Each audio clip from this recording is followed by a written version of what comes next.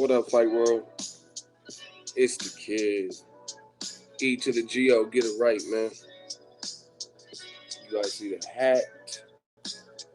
You know this and that. And we back. Yo. What up? Yes, we working. Ego to God, man. We working. What's up? Man, this is the first time I just checked into my hotel. I'll be moving. I'm a nomad, so I'll be switching rooms, something light. But I just checked in, and they upgraded me, and I got this for the low, and I got the free upgrade. So we not complaining. We just working. We don't complain. We just do this work. And I've had a busy day. If you boxing fans, I got some stuff we're working on. I was filming all day. I just got back from Dante's Boxing Nation, from Dante's house. Make sure you check out that episode. Just great stuff, everybody. New media. I was at my job when I called. I seen your name. I heard your name. I knew exactly what it was. Shout out to Kevin Escobar from New York. A real fan. He be hitting me up on Facebook, give me information and tidbits and perspectives. That's what we do here, man. Real boxing fans. I had to do this even though it's late. Like I said, I just got back to my room. Y'all want to see the room? Y'all want to do roll call? What y'all want to do? You want to see my room? Roll call? Thumbs up. Appreciate that.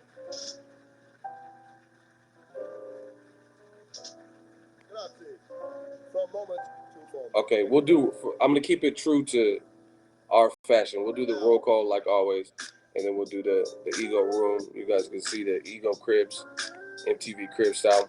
So boxing ego roll call, the beginning and at the end. You guys let me know where you are from. Stand up. Roll call. Boxing ego roll call. Bay Area, Nebraska. Raiders won today. Lego. Where y'all from? Richmond. My backyard. Nebraska. South Central LA. Today was a good day. Oakland, California. North Korea, New Jersey. Davis, California. Dallas, Texas 409. Berkeley. Reno, Nevada. Were you with Dante? Yes. You must have just joined the stream. I just got back from doing the show. It was a great show. We went in. Just talking boxing. I'm back in my room now. San Antonio, Glendora, California, Chirac, Springfield, Oregon, Miami. Salute to Rigondeaux. Definitely salute to him. We'll talk about him in his upcoming fight. Springfield, Atlanta, Georgia, Ireland, Philly, Santa Cruz, Toronto, Davis, Flint, Detroit, South LA, South Baltimore, Atlanta. Damn, Lincoln, Nebraska. Man, you guys are from everywhere. See, we getting too big for YouTube, man. It says we have 51 likes already. I've only been on 3 minutes. It says we have 51 likes and only 61 people in the chat. So either the Ego Army is real. Now it says we have 55. It says we have 64 likes, but only 55 people. Who you gonna believe? Me or YouTube? You know what I'm saying? So either Ego's Army's that strong and they're finding some way to like more than the amount of people in here. Crazy stuff. But let's just keep going. Hit that like button. Y'all want to see the room now? We did roll call. We'll do one at the end. YouTube hating. Sacramento, California, 916. Washington State. Oregon. Snoop Dogg is watching. What does that mean? Hey, nephew. 9-4 plus 5 pennies. Add that shit up, man. Bow wow. Huh? Y'all want to see the room? Y'all want to see Ego Cribs, how I'm living from this YouTube life, pushing to these different cities, trying to get y'all the latest and greatest. Room. Snoop killed Tupac. No. Yes. All right, man. We doing Ego Cribs. Come on, man. I'm gonna show y'all this Ego Cribs. Hold on. So right here we got the phenomenal bathroom. You know what I mean? We got the tissue for all the crybabies when your fighter doesn't win. like you said he would win. We got the Kleenex on deck. You know what I mean? For the females who want to put their makeup on. We got the illuminated light. We got the shiny stainless steel. The shiny stainless steel. What is this? Cleansing soap. Shout out to that. We got whiskey glasses or some shit in the bathroom. I mean, we got our toilet. Bow, bow. Bow.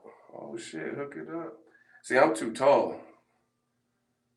I got to spray that upward. All right, let's keep going. What we got in here? There's my leftover food. I don't think I got a microwave. Hopefully I got a microwave. Iron. We just iron it out with the haters. Why do they have this many hangers? Like motherfuckers is staying for a month. So we got the twin beds, queen size beds. So if you and your girl get in an argument, you get your own bed, kick her off. What's this? Got the little phone on deck, lamp. You know we got to get the Samsung though. We got to get the Samsung on the TV.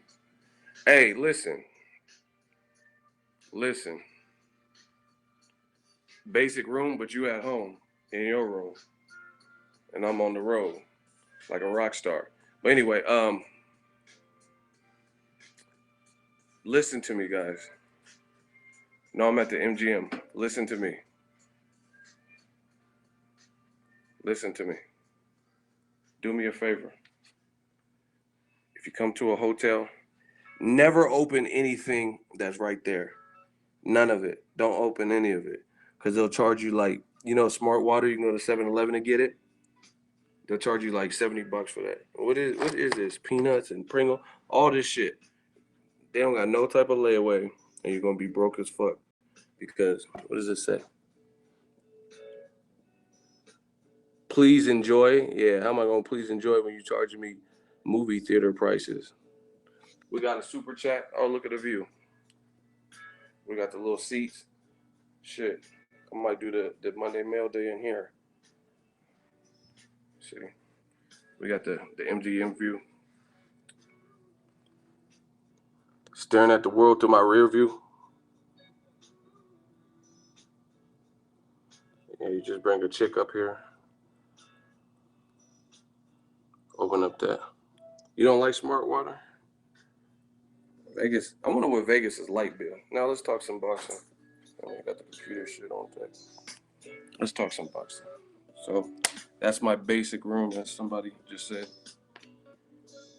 I'm at the MGM. I didn't realize how much of this shit MGM actually owns.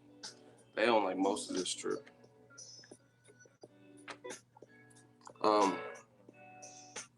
Looks like your France hotel. That's cool.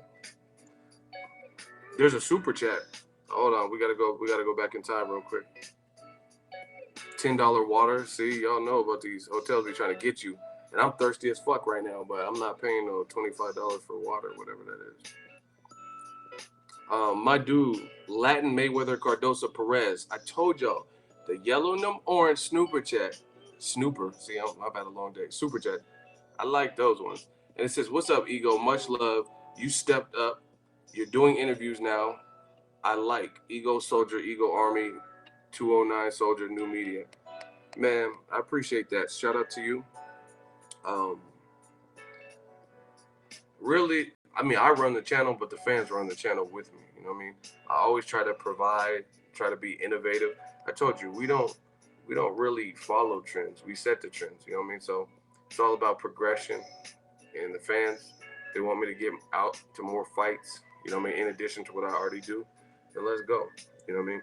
At the end of the day, I'm not even trying to sound cocky, but I feel like it's actually needed because I personally, this is me, and I'm not trying to toot my own horn, but I don't feel like I'll be asking the fighters bullshit. And I think that's why some of the fighters and trainers and stuff are starting to respect the movement. You know what I mean? Because I'm not just in there asking the blase blah basic shit that, you know what I mean? Like I really know this sport. I don't know everything, but I know the sport. You know what I mean? I know the who's who and stuff like that. So I just try not to ask people the run of the mill basic bullshit or you know what I mean, just crazy shit like Adrian Broner, what's your favorite fast food? Like, you know what I mean? Who cares about that? I don't care what Broner's favorite fast food is. You know what I mean? Like, if we're having a regular conversation and it led to that, then that's one thing. But in the midst of all this great 2017 shit, what Broner's favorite fast food is very low on my priority list. Oh, man, you know, AB, about barbacoa. I like Chipotle. You know what I mean? I don't care. I don't care about that. Let's vote real quick. Somebody said the music is too loud. Anybody else having that problem? You want me to turn it down? Say leave it or turn it down. Yo, is the music too loud? Y'all gotta let me know. So only one person complained about the music. Everyone's saying leave it, so fuck it. Turn your phone down maybe. I'll click it down a notch. You know what I mean? We like to compromise. Okay, so I adjusted a little bit. Someone said turn it up. Y'all trying to really rock out. Now let's get to this boxing talk. We 11 minutes deep. You know what I mean? I had to show y'all the room, the roll call. I showed y'all the views. We got views like Drake, man. You know what I'm saying? This is the views. This is where boxing takes us. All right. Canelo Golovkin. First of all, I said this on Dante's Boxing Nation on his radio show today. We got a super chat. Hold up. $5 super chat. Shmoney dance. Do the shmoney dance. What's up, Ego? Thought it was an epic fight. What do you think will come next for both fighters? And no music volume is good. LOL. Great question from AJ Watts. And I'm going to get to that 1 second. I just got to put this disclaimer. What I'm trying to do with boxing is different than maybe other people. I can't really speak. But on me, Drake is more broke. How's he broke? Anyway, I'm trying to do stuff different with boxing, like the hot seat, things like that. If you speak it, you got to prove it. You know what I'm saying? We got to put some pressure to that. Hold these fighters accountable. If they're saying no one wants, like, you know what I mean? Back in the day, it was fashionable to say nobody wants to see a rigging out fight, but fans are now standing up. And I think we as fans stood up. Shout out to Argentina. A lot of great fighters from Argentina. Some of my favorites, Sergio Martinez and Maidana. But we got to stand up as fans, and that's how we get results. You know what I mean? When we step up to the plate, and I think the hot seat and things like that is gonna get more and more action. But like we got to stop. We got to stop with some of the antics that go on in boxing. You know what I mean? Like nobody wants to watch rigging now. You can't. First of all, I'm not nobody. I don't consider myself a nobody. I feel like I got a good sized fan base. So I want to see Rigondeaux fight. You know what I mean? So you can't say that. You can no longer say nobody wants to see Rigondeaux fight. You can't do that. Nobody wants to see Rigondeaux fight Leo Santa Cruz or Vasil Lomachenko. And then people stood up. They're like, you just fought Mariaga. Why not? Why not see it? Why not see it? And now we got it. So shout out to Top Rank and the combatants, Vasil Lomachenko, Guillermo Rigondeaux, for giving us what we want. Rigondeaux will get owned. If he gets owned, he gets owned. If he beats him, he beats him. So let's see it. That's what I'm about. Because realistically speaking, a lot of y'all motherfuckers don't know shit about boxing. Y'all was saying Canelo was going to get stretched and knocked out. Did he get knocked down even? No, he didn't get knocked down or knocked out, despite whoever you thought won. So that's a fact. He did not get knocked out. He was tired. You can say any of that. You can say Golovkin won, if that's your opinion. But guess what? He did not get knocked down or knocked out, and a lot of you were calling for that. So ultimately, a lot of y'all motherfuckers don't know what will happen in these fights because you always get your predictions way wrong. Canelo's going to get knocked out. Now, going back to AJ's super chat, he says it was an epic fight, which I agree with, and he says, what's next for both? Now, I can't really say what will happen for sure. Canelo at the post-fight press conference said he ain't fighting this year. He wants the Mexican dates, right? Yes, this is live as we speak. That's how I'm able. Pete, never mind. It's live. So I just answered your question right now. But it was a great fight. Canelo said he's not coming back this year. In my personal opinion, I do not think Golovkin should wait until May to chase down Canelo. I think that's stupid. He has a hell of a chin. Rest up. Speak for yourself, Ego. What are you talking about? What are you talking about? Speak for myself. Who else am I speaking for? Y'all just be putting weirdo stuff. Anyway, I don't think that Golovkin should wait around on the shelf at age 35. No problem, Pete. At age 35 for Canelo. Canelo already declared he doesn't know for a fact if he's coming back or if he's going to come back to face Golovkin in May, but he's not coming back this year. So according to Canelo out his own mouth, because I was there, right? He's not fighting this year anymore, and he wants the Mexican dates, and he's not guaranteed. He did not say pencil Golovkin in. He said, I'm going to get with my team or something like that. Therefore, you don't know if you're going to get a rematch, because at the end of the day, the rematch clause for this fight, you guys do know this, it was a one-way rematch clause, meaning Canelo, the A side, he has a rematch clause. Golovkin doesn't. And especially since it ended in a draw, if Golovkin would have won, then Canelo could use it. But if Canelo won, Golovkin doesn't have a rematch clause. Yeah, I don't know if you're saying what to me, Latin, Mayweather Pro. Yeah, it's a one-way rematch clause. So meaning Canelo was the only one with the rematch clause in the contract. If Golovkin beat Canelo, Canelo can exercise a rematch clause. If Canelo would have beat Golovkin, Golovkin can be like, hey, me as champion, I demand a rematch. Now, I'm not saying that they absolutely couldn't come to terms. Listen to me. I'm not saying they absolutely couldn't come to terms, because you don't have to have a rematch clause to fight. But there's nothing you can do to mandate. There's nothing you can do to mandate the fight. You get what I'm saying? Like there's like Triple G versus Daniel Jacobs. There was no rematch clause in that fight either. So if the rematch comes somewhere down the line, it comes. But Danny Jacobs has no recourse where he could just straight up say, I want to fight you, or you lose this belt, or I could sue you, or nothing. It only worked for Canelo. So now that it ended a draw, Golovkin kept his belts. But the bad thing is he doesn't get a rematch, a guaranteed rematch. So realistically, it was a tough fight. I don't know if Canelo wants the rematch next. Maybe he does. Maybe you know what I mean. Maybe he goes up. It's really up to the fighter and his team, right? Just like Andre Ward, it didn't sit right. I talked to him. You know what I'm saying? It didn't sit right there. Dre felt it didn't sit right, that there was a perception out there that he didn't beat Kovalev fair and square. So he decided there was a rematch clause there, but he decided to fight him. You know what I mean? And technically he didn't have to. He said he was going to retire, and he really pondered that. So then there wouldn't be a rematch if he's retired. You can't force a retired guy to not retire to fight you. You know what I mean? So Dre did what he felt in his heart, which was rematch him immediately. So it's up to Canelo at this point if he wants that. So to me, getting the fight for Golovkin to begin with, okay, we have 228 people currently viewing this stream, and we have 137 likes. We got to fix that. If you're in the stream and you enjoy Boxing Talk, you enjoy my channel, you want more and more of the live streams, just please hit the like button. It takes a few seconds, and you know what I mean, we'll get this whole thing cracking. But it's crazy when we have this many people in the chat, but the likes are triple digits quick, but we have 200 plus, and we don't even have 200 likes. So if you guys could hit the like button. But yeah, I mean, it's really up to Canelo. And like I said, Golovkin getting the first fight with Canelo was hard enough, and it took some time. He thought he was getting it in 2016, and he didn't get it.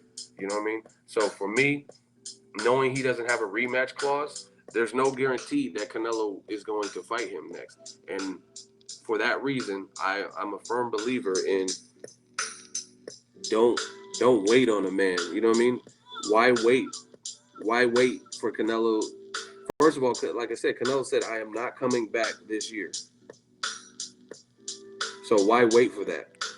So, my opinion, I think that Triple G should fight Billy Joe Saunders. I don't know. I didn't watch the Willie Monroe fight, but I heard different accounts of it. I mean, I like to watch it for myself because different people maybe view boxing different than me. But I heard Willie Monroe didn't look great. I don't know. I didn't watch it. But I told you, in my honest, humble opinion, I think Canelo or Triple G would beat Billy Joe Saunders. And I know if he looked anything like he looked when he fought that Wolverine, hey, Bob, Berserker Barrage. If he looked anything like that, Golovkin's going to murder him. $2 super chat from my dude, Jun Tao. He's back. He said, disappointed if there's no ASAP rematch. I mean, I will be. I'll be disappointed because it was a great fight. They made great money. Neither guy is like hospitalized. I seen Canelo was with Russell Westbrook taking pictures. You know what I mean? Golovkin, he conducted. He wasn't at the hospital. Conducted a whole post-fight press conference. You know what I'm saying? So you know what I mean? The guys are in good health. It makes money. People want closure, I guess you could say. So I would really hold on. I know I read that wrong. My dude Chai 702 says Saunders called out Khan. What does that mean? I don't know. I don't know what that means. If that means Amir Khan or what. I don't know any other Khan, but somebody has to correct that to me. See, your boy Canelo, he played for OKC now. He's like, I was born ready. I was born balling. You know what I'm saying? So, I mean, the fighter, he did not call out Amir Khan. You guys have to be joking me. Where did he call? Don't bullshit me because I didn't watch it. He called him after the fight. Why would he want to fight Amir Khan? This is real? Hey, bro. Hold on. Let me get to the super chat. But your boy Canelo out here stunting. Bossman 510. $10. I told y'all that yellow and them orange ones. Stephen A. Smith needs to have his real nigga card revoked and handed over to Teddy Atlas. Also, when you were interviewed by other channels, your boxing knowledge shined. They don't truly know boxing like you. I'm not here to bash nobody. I just do me and keep it pushing. Damn, bro, I'm trying to give you bread. PayPal, there's a $sign. But what's this Amir Khan call out from Billy Joe? I can't understand that. Listen, I mean, I'm not trying to disrespect Stephen A. Smith. I mean, he does what he does. He makes money and stuff, but I don't consider him boxing media. You know what I'm saying? I never really even Skip Bayless, Shannon Sharp, or all them dudes. You know what I mean? Max Kellerman's different. Eagle, how do we donate? You can go to my channel, and there's a PayPal link, there's a Patreon, and I open up a Venmo, or on your phone during the live streams. If you see the $sign, you click on that and you can enter any amount. But if you don't see it, you might have an iPhone or something, and I don't think they've made it available for iPhone. I'm not trying to see Billy Joe. Billy Joe Saunders needs to give up his belt if he really wants to fight Khan. That's stupid. Khan's coming off of surgery, and he said he won't fight Kell Brook at 154. So why the fuck would he fight Billy Joe Saunders at 160? I just don't understand it. I don't know. That sounds like maybe Khan says something slick or something, and he's just like, oh, fight me then. You know what I'm saying? I don't know the backstory, but I'm not trying to see no Billy Joe Saunders versus Khan. Doesn't even make sense to me. No, I don't want to see Khan versus Saunders. It's really stupid to me.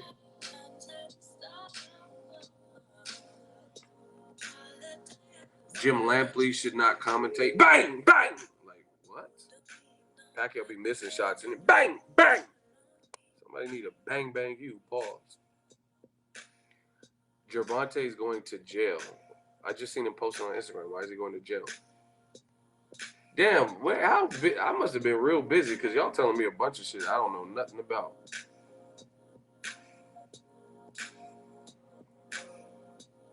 Jim Lampley, he just be saying shit. Like the biggest thing is I never hate on somebody's hustle, but like you're like brainwashing millions of people with crazy rhetoric. You know what I'm saying? Like I know it's like imagine if I put Jim Lampley in the hot seat and told him to explain how Vasyl Lomachenko is pound for pound number one. You guys do know if he was in the hot seat, we both have one computer and a timer and just knowledge, and we can prove our points. I will body Lampley. Put some stacks up. I will body him in that particular subject.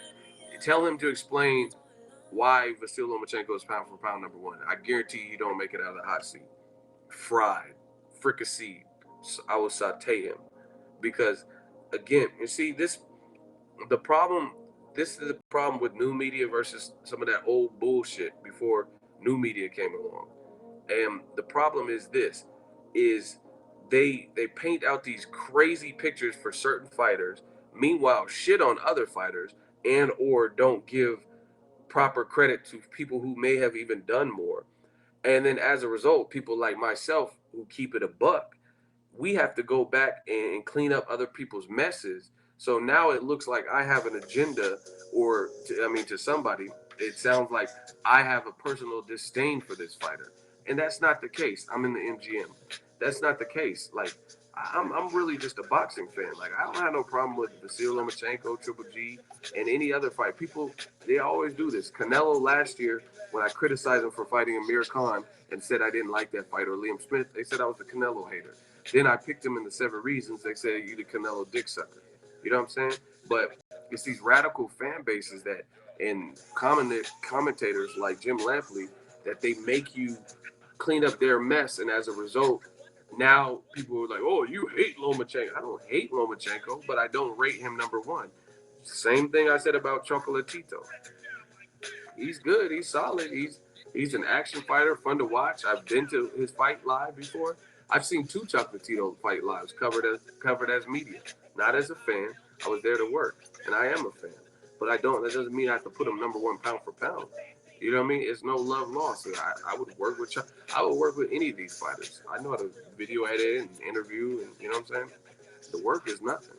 But again, I still don't think those guys are number one pound for pound. I donated. I just got it on PayPal. Shout out to that $5 super chat.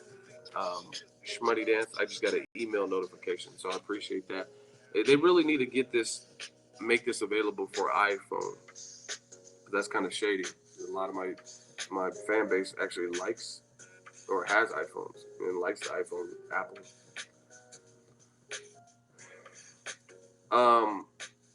What y'all want to talk about? Canelo, Triple G? Listen, I'm gonna tell you guys again. I was dead ass tired. I don't even remember. I remember streaming, but I don't remember. I'm sure my energy was lower than this, and my voice.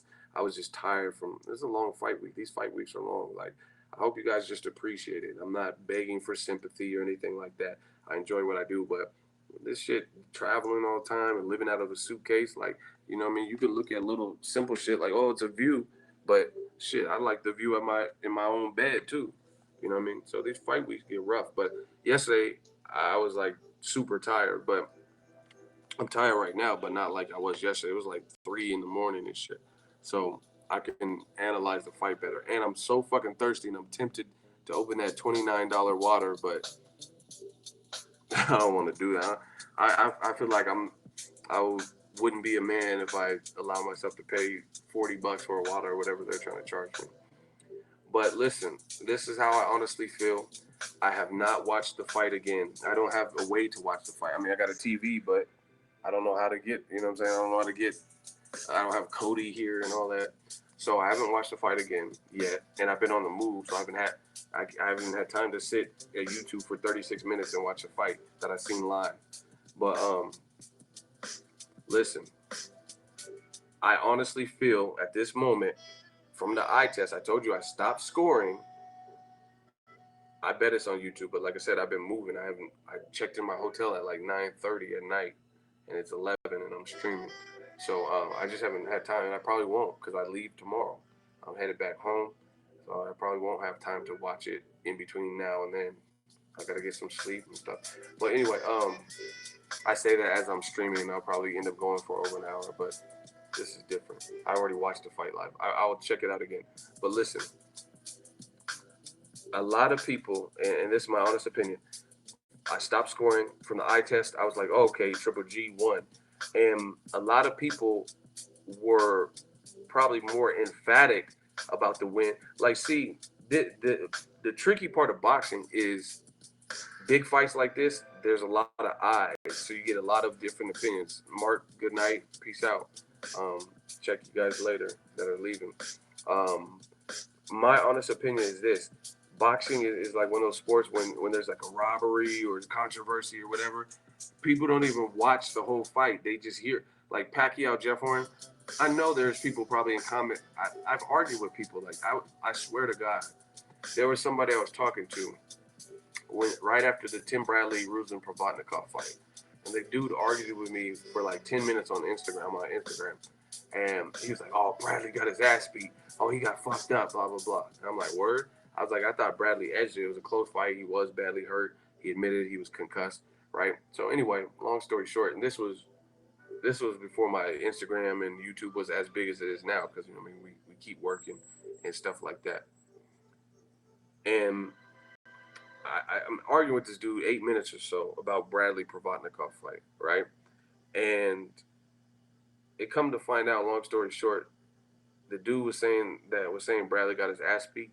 I said, what rounds did you score for Ruslan, since you're so adamant that Bradley got his ass beat, because he was hurt? And he says, I didn't watch it, but I seen the highlights. And I'm like, oh my gosh, why was I even wasting my time with this dude? So that's one of the things with the big fights like this. You know what I mean? Maybe someone's like a part-time boxing fan, didn't even watch it or watch highlights, and they'll interject their opinion, especially on the internet. So you guys got to tune out all that, because immediately what I was hearing was, oh, Triple G got robbed, it's a travesty. And it's human nature for you to hear all those things and take that into consideration. It's almost impossible. You have to be very well-rounded and objective, right? Turn down what volume? Nobody else is complaining but you. Turn down your volume. Oh, you're saying on the fight, my bad. You're saying turn down the volume on the fight. To me, it's easy to be influenced, you know what I mean? And you don't even have to be a very impressionable person. But when you hear people like, oh, you got murdered, oh, he was a robbery, it's easy to think. But the fact, this how I do it, this how I interpret it. I was like, okay, Triple G won. I thought he was just constant with his attack, his pressure, things like that. Group thinking, exactly. That's a great term for it. I remember that in school. Do them group projects and group exercises and stuff. But you start hearing all these opinions and, oh, he won, a robbery. So you got to tune all of that out. You have to try your best to tune all that out. Because the other thing is this, the 118 to 110, I told you last night, I wasn't that fucking tired. I told you last night that Adelaide Bird scorecard was horrible. There's no one that, again, I don't think anybody won that fight that cleanly. No one, even Triple G. Even if you gave it to Triple G. And look, this is what I posted earlier. This is Adelaide. Adelaide Bird explaining why she went with 118, 110 for Canelo.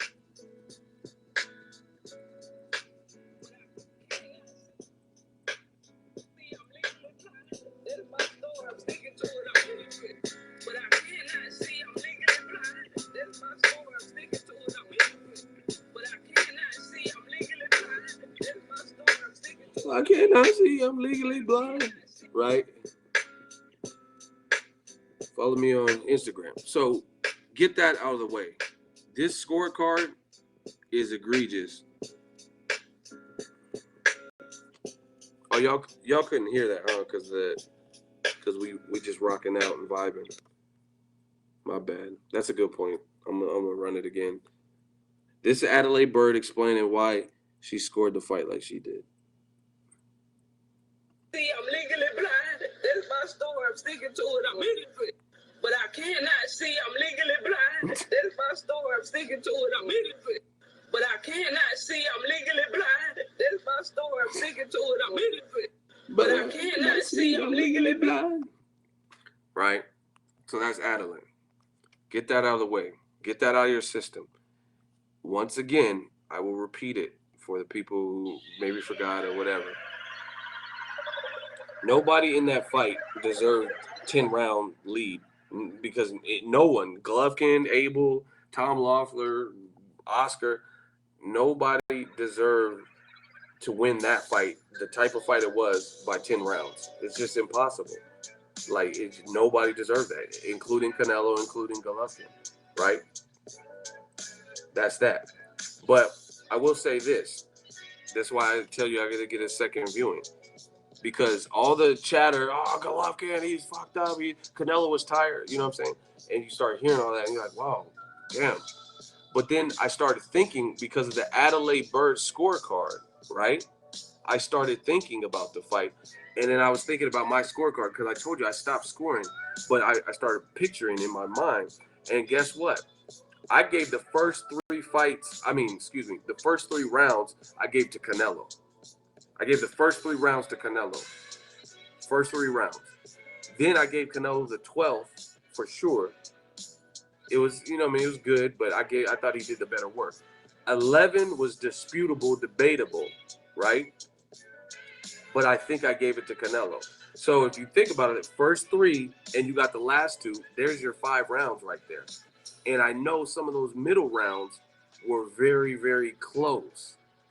You know what I'm saying? So the more I started thinking about it, this fight is not as runaway as people thought it was. Because once again, first 3 rounds I got for Canelo. And see, this is the thing. Now, not to put him on the spot, but my writer, Bakari, oh my gosh, I wish I could show you the text. He sent me a text, and he said he had Golovkin up 5-0 or something like that. And I'm like, I don't have it. Ask him. I was like, I don't have it that wide. You know what I'm saying?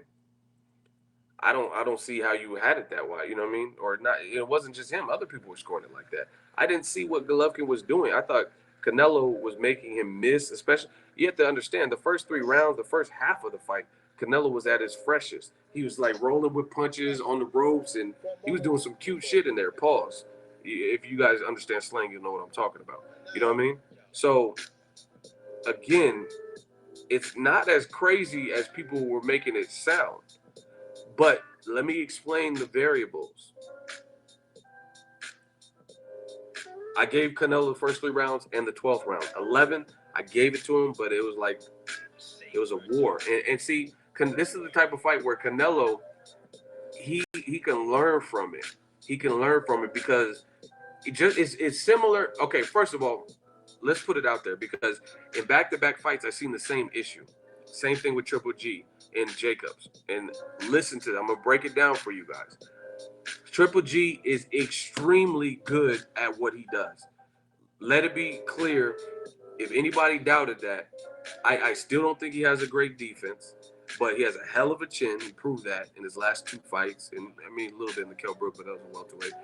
But he's extremely good at what he does. He's extremely good at the pressure, keeping that tempo and that pace, and like you hit it. He's like the Terminator. He hit him with something hard. You know what I'm saying? He like crouches down and trying to come right back at you.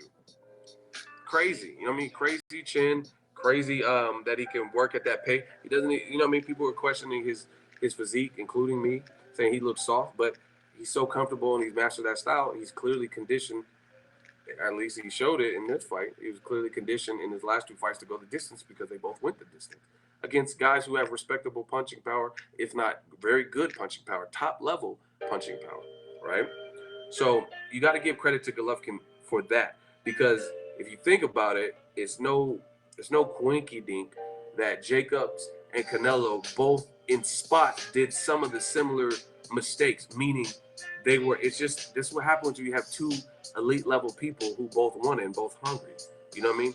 But Triple G is very good at this because the 350 amateur and all the pro fights and whatever is Triple G. He's putting on such a nasty pressure where each round he still starts getting some shots in or doing some stuff or stalking you and coming in, and it makes the round harder to score. You know what I mean? Because he's not being like just totally dominated. And the other thing is the motherfucker has a man-style chin, so it's hard to gauge because he's not like if Canelo was hitting other opponents with some of the shit he hit Golovkin with, like Amir Khan I don't think Amir Khan could have went 12 rounds with some of those shots, that uppercuts and shit that Canelo was landing. And I mean, it took one punch when they did fight. But it's not even just Amir Khan. I mean, even like a Kell Brook, I don't really see him walking through those and taking them flush like Golovkin or whoever. You know what I mean? Canelo was landing some hard punches. Do y'all want an example? Give me the 250 likes and I'll show you. I'll show you exactly what I'm talking about. We got to get to 250 likes though.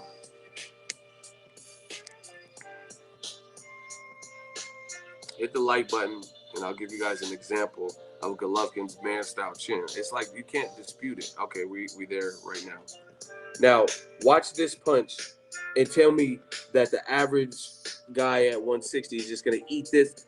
It's not even just the fact of eating it. It's the fact that he ate it and came forward. You know what I'm saying? Like he just ate it and then like didn't necessarily miss a beat. But we had 250, so let me click it.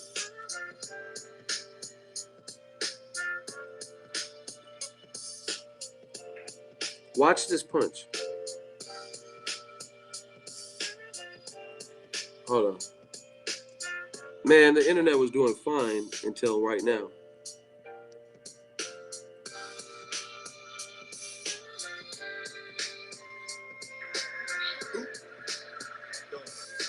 Look at, oh my gosh. Look at that. His whole head was shifting with some of these. Oh my gosh. He didn't roll his head. His whole head turned.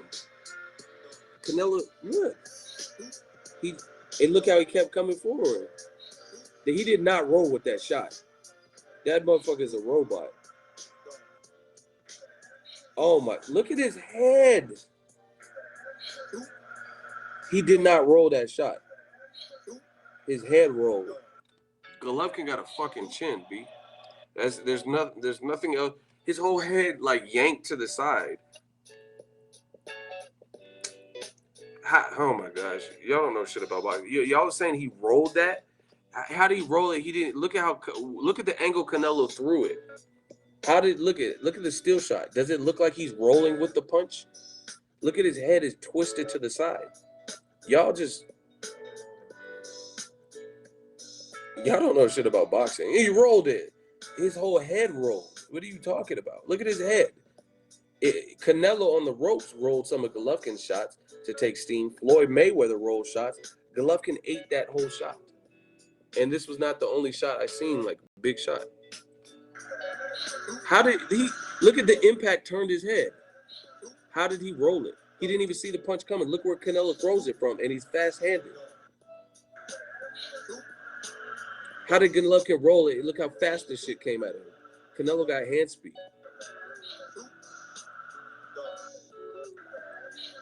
Y'all tripping. He rolled the punch.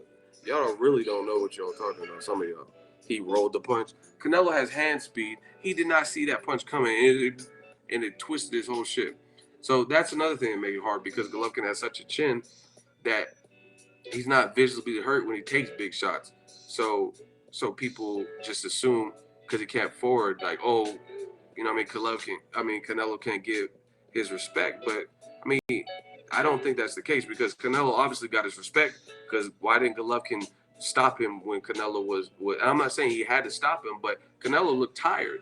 So why wouldn't Canelo stop a tired man? Because he respected the skill set too much to come. And Golovkin does this every time he faces a big puncher.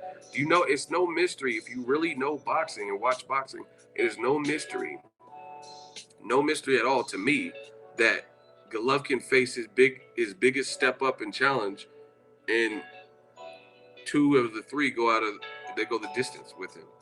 You know what I'm saying? Or they present more of a puzzle for him. The fights could have went either way. That's not really a mystery to me. And it's no mystery to me that every single time Golovkin has faced a notable puncher with some skills like David Lemieux or Danny Jacobs or Canelo, he fights them different. Golovkin fights mad aggressive, even more so when it's not Canelo. And watch the first couple rounds. Golovkin, I'm not going to say he had a slow start, but it's slower than if he's fighting somebody. Okay, put it this way.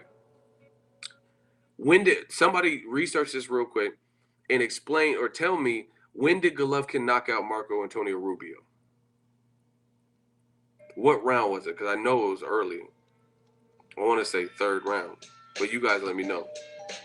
Somebody tell me when he knocked out Rubio. What round was it? I know it was early. 3rd round. See? 2nd? Some of y'all got it. Was it the 2nd?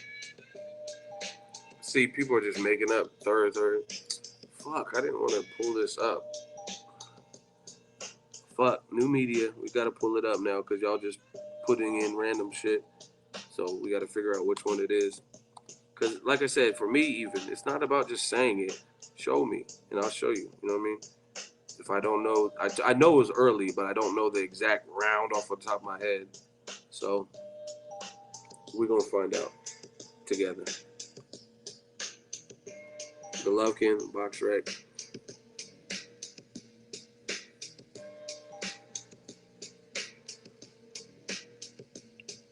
Rubio. Okay, Marco Antonio Rubio. Second round. Okay, great. So there it is. I knew it was early. I thought it was the third, but it was the second round. He did not, the way he fought Rubio, he did not fight another Mexican fighter like that. And that was Canelo. He didn't, like, even though Rubio actually has a high knockout percentage, Rubio had been knocked out before. You know what I'm saying? Golovkin didn't respect Rubio's skill set. Like, I mean, listen, Golovkin's smart. Rubio been knocked out before. He stopped David Lemieux, but he's also been stopped himself in the first round. I think didn't he lose to Kelly Pavlik? Didn't he lose to Kelly Pavlik, somebody? Nobody knows? I got to research everything? Okay. I thought he lost. I know he lost to Julio Cesar Chavez, which is another point.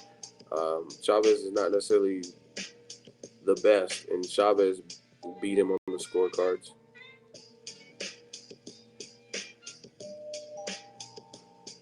Man, now all of a sudden the internet's laggy. Crazy. See, look. 8 losses, 4 by knockout. So Canelo's never been knocked out. Canelo's never been knocked out. See, lost to Julio Cesar. He beat David Lemieux, like I said.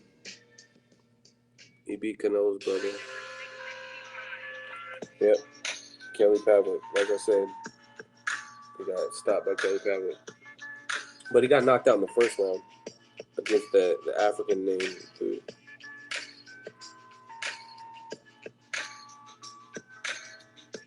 Right here. Kofi Jantu.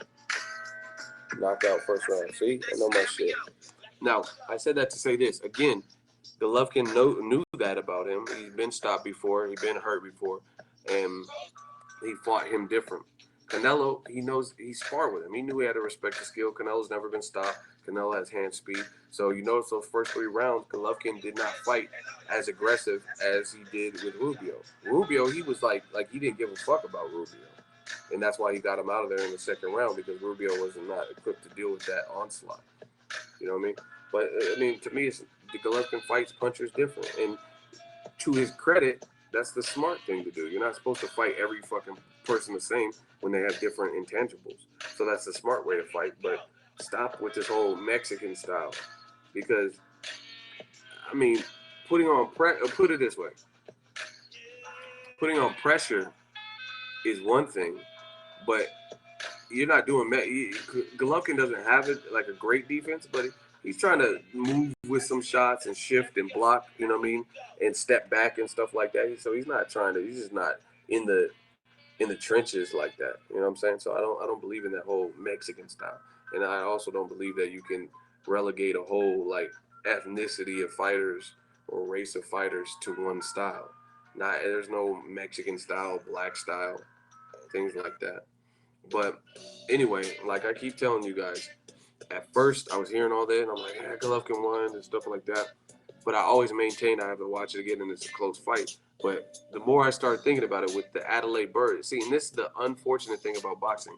Unfortunate thing is that the bullshit of the scorecard, like I said, we all know 118, 110 is a bullshit scorecard. So it like amplifies, oh, he got robbed, that ideology because of this way off scorecard. You know what I'm saying? But had she scored it 115, 113 Canelo, that wouldn't have been that crazy. But the fact that she scored some far out bullshit, it made it even more like controversial. Do you guys get what I'm saying? Do the Shmoney dance. We got another one. The champ Garcia donated $5. Thank you. Says Eagle #EagleArmy. What's your opinion on Canelo's new weight? More power in his shots, slick defense, but didn't look sharp though. Not fair to me. I don't think you would say that. Listen, when you raise the level of your competition, that's what happens. Like, Golovkin didn't allow him to look his sharpest. James Kirkland does, because that's his fighting style. James Kirkland, listen, I know boxing. James Kirkland has the style that comes forward, doesn't necessarily have the best chin, definitely doesn't have a defense, and I don't think he's hitting as hard as Triple G. I don't think he has a jab like Triple G. So he's more one-dimensional than a Golovkin. You know what I'm saying? So I can't say Canelo didn't look sharp, because, again, Canelo, if you put him in there with Billy Joe Saunders, he might look sharp as fuck, because I think he beats Billy Joe Saunders. And Billy Joe Saunders presents a different puzzle than Golovkin. Golovkin was a constant pressure, an uncomfortable pressure, has a maniac chin. You know what I'm saying? So you can't really say that. I really feel like if had Canelo been in there with somebody else, then it might have been different. But he put on size and whatever. He fatigued. And I think Canelo will be able to look back at the tape, whether you had him winning or losing, and see little spots like, damn, I should have made that adjustment, because there were some points where he did good in the round, but then he let Golovkin, who also has a big heart, he let him like rally back, and some people would have said Golovkin stole that round. You know what I'm saying? So, listen, I know a lot of you clowns get mad, but we speak the truth around these parts. You make no sense. If you're talking to me, then jump in the hot seat. Are you PJ? Are you saying I make no sense?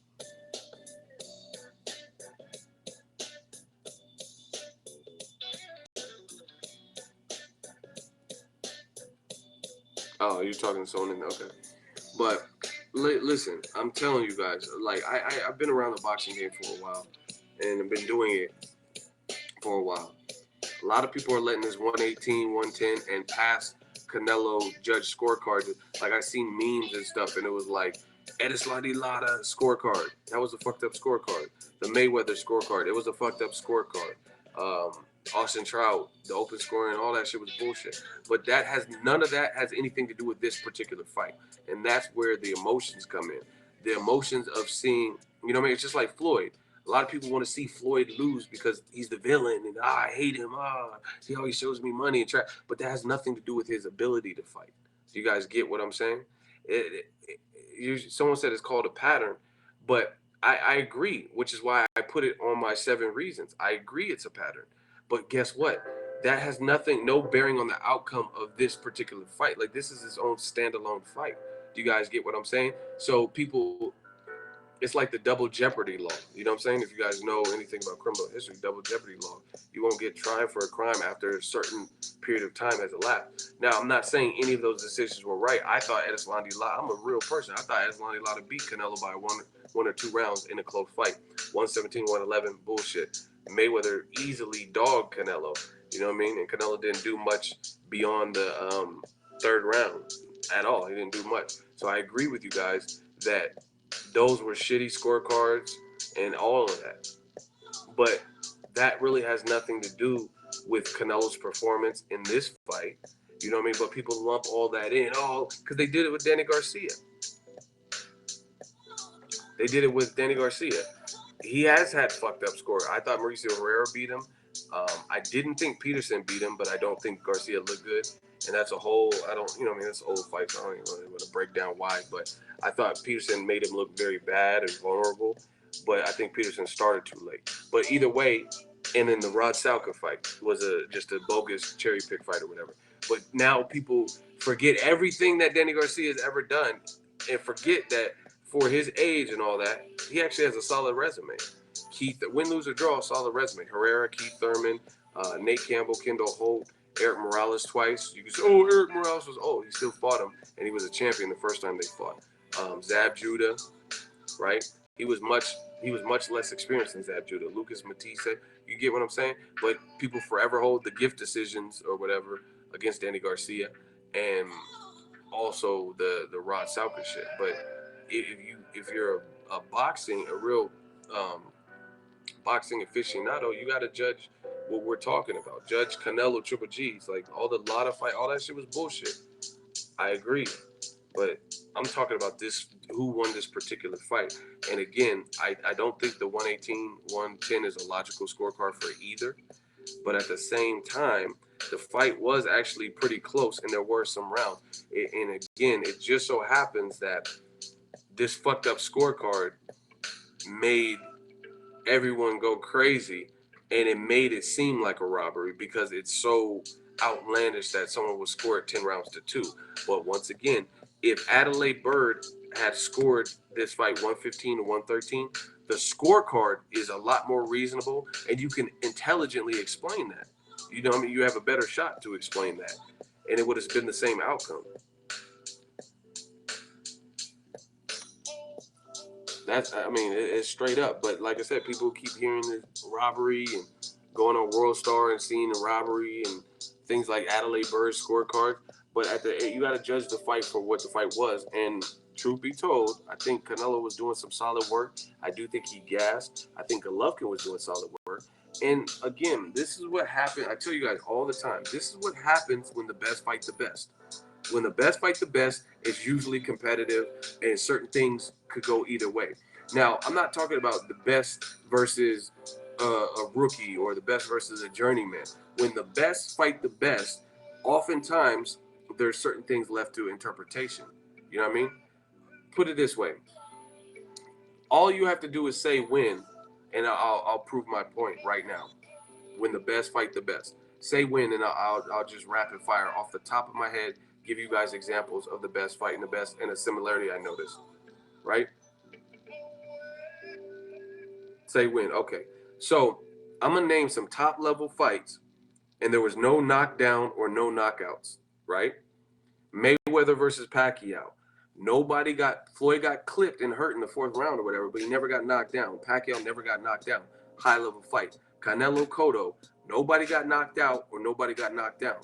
Golovkin versus Canelo. Nobody got knocked out and nobody got knocked down. Once again, there's a similar pattern. Once the best fight the best, a lot of times in these big fights, you don't really see that. You know what I mean? You just don't. I mean, when even like Lucas Matisse versus Ruslan Provodnikov. Ruslan has such a chin, and Matisse's has heart, or he did have heart, or whatever. Nobody got knocked down. No one got knocked out. You know what I'm saying? So sometimes when guys match up very well, you don't see it, and it's gonna. I mean, I would say Ward Kovalev, but there was a knockdown in that first fight. But look what happened after the knockdown. Marquez Pacquiao is not a good one. That's not a good one because Marquez got knocked down 3 times in the first fight. I think he got dropped once or twice in the second one. The third one was the only one he didn't get dropped. So that's not a good example. The fourth one he got dropped, Pacquiao got dropped. But even, I mean, if you want to talk about people getting knocked down, I mean, look at Marquez versus Pacquiao 4. They traded knockdowns and then Marquez knocked Pacquiao out. You know what I mean? Ward Kovalev. Ward got knocked down, but then he brought the fight to Kovalev in a fashion. If other people who fought Ward Dawson stopped him, so that's not a good example either. You know what I'm saying? Elite level fights, that's a lot of times what happens, and it makes it like I said, when the best are fighting the best, it makes it very like even James DeGale Badou Jack. If we're talking about the knockdown thing, how even of a fight was that? That was a close fight. They both got knocked down. You know what I'm saying? When the best, those are examples of people where like the best at the time were fighting the best. Both guys have good skills to offset the other person, and it is what it is. And that's why it's so hard to like break down for a lot of people. But a lot of people get carried away with the simplicities, and sweet science is a lot more complicated than that. Yeah, DeGale lost, I think, multiple teams. But people get caught up in the simplicities of boxing. You know what I'm saying? And they just look at, oh, Golovkin just won't stop. That's cool, but in boxing, it has to be effective aggression. And there were spots where Golovkin was just man-style chin, bop. He was taking shots and kept coming forward, and he wasn't really visibly hurt to the head. I think he got hurt to the body rounds 8 through 10. I don't remember the exact round, but I think Canelo hurt him to the body and kind of wobbled him a little bit. And he recovered pretty quick. Canelo, you know what I mean, maybe a little bit timid, like, you know what I mean? You got to watch out for that wounded prey. Wounded prey, Golovkin still got cracks. So Canelo, wasn't able to capitalize and knock him down or stop him or anything. But Canelo Lara, another example, the best fighting the best. Who got knocked out and who got knocked down? You know what I mean? I could do this all day with high quality um, fights. And that's the nature of the game. I mean, even Rigondeaux versus Donaire. Rigondeaux got knocked down once, and he hurt Nonito very bad in the 12th round. So very very good action in spots. I mean, clearly Rigondeaux took him to school eventually, but he didn't knock him out. You know what I mean? Because Donaire was still tough at the time. I think that fight just put a lot of mileage on what's the name, Donaire. So you got to look at, you can't just be fascinated with aggression. It has to be effective aggression. And there were a lot of spots, especially in the first half, where Canelo was at his freshest and Golovkin was missing a lot. You don't get credit for being aggressive and missing. You know what I mean? And this, I don't know, man. It's hard. There's a lot of fights I could think of, like Brian Vera versus Julio Cesar Chavez, the first fight. Brian Vera was much busier. Truth lover, ha ha ha, ego hating. Your boy Danny Jacobs had Triple G winning. LOL. Well, what's funny about that? I mean, you guys sound stupid with that your boy shit. Danny Jacobs is my boy. I was just speaking with him yesterday. If he had Triple G winning, that's what he had winning. I mean, what does that have to do to me? I'm still cool with Danny Jacobs. But the real funny thing is, what fighter knows you? No one. No one knows you. You're irrelevant. So laugh at that. How about that? You know what I'm saying? You guys always try to do that. Yo, your boy Floyd Mayweather said that. I don't know Floyd. I know Danny Jacobs. But that whole your boy shit, I mean, your boy, Danny Jacobs is a grown ass man. I'm a grown ass man. He's entitled to think whatever he wants. And the funny thing is, I'm telling you right now at the beginning of the stream that I gave the Golovkin the fight on the eye test. So realistically, I'm just breaking down the fight. And so me and Danny Jacobs at the moment haven't disagreed with anything. I'm just telling you, I think it's a lot closer than this whole robbery commotion. So, I mean, what if me and Jacobs even disagreed? And that's why you see a bunch of people putting L's, because that's what you have just collected, my friend. You know what I mean? You guys can keep going, throwing rocks at the throne, but don't throw rocks at the throne if you live in a glass house. Just be ready to collect your L. And that's what it is. You talk slick, you get that slick talk back. Oh, your boy, Danny Jacobs. Okay. But who's your boy in the boxing game? Nobody knows you. Anyway, it was a close fight. It was a close fight, and the like I said, everything to me is being blown out of proportion a lot more because of the 118, 110. It just makes it look bad. But if you scored at 115, 113 for either guy, that wouldn't be way off the mark. 10 rounds to 2 is unrealistic for anybody. For anybody. No one won that fight that decisively. And realistically, I mean, truth be told, can we get to 300 likes so I could really put this to rest and really talk about, you want to talk about skills and stuff? Let's get to 300 likes. If you're new to the stream, hit like button, and then we're going to really break this down. If you want to hear the truth be told with this whole fight, I'll really break it down. And I'm going to break down some other aspects. Okay, we had 300 likes. Let's go. Easy work. Truth be told, nobody showed separation. Golovkin didn't show me separation, and Canelo didn't show me separation. To be honest, they were both like kind of neck and neck with different aspects. Canelo getting tired, Golovkin constant pressure. Golovkin was missing wildly. Canelo's defense looked sweet. You know what I'm saying? So realistically, if we're talking like pound for pound skill, nobody just broke away. Nobody did a Usain Bolt and just broke loose and won the race by 4 or 5 seconds. If you really want to be honest with me, you know what I mean? Like when I seen Terrence Crawford, he fought the only other champion. I was at that fight too. Very close. He fought the other champion in the division that had been beating people in their backyards, won by first round stoppage, Julius Ndongo. And I'm not comparing Ndongo to Canelo or Golovkin. I'm just saying that he fought the only other person that he could fight that was a champion, and Terrence Crawford showed separation in his fight. And Ndongo, don't get it twisted, is a solid fighter, and based on his height and reach, and he does know how to box. Nimbia or whatever he's from, he can box. So, and you've seen him knock out a dude in the first round who was a mandatory for Crawford. So realistically, he showed separation. Floyd Mayweather, in a lot of his wins, showed separation. Versus Canelo, he showed that I'm elite and Canelo's not on my level, right? To be honest, I didn't see Triple G or Canelo do that. Like, if no matter who you had winning, I didn't see, like I said, Usain Bolt, pew, and then nobody can catch him, and he's winning the race by definitive. You know what I mean? When they take the picture of the racers and Usain Bolt's way up here, and then everyone else is back here. I didn't see that. There was no separation. You know what I'm saying? And I would say the same thing with Ward Kovalev won.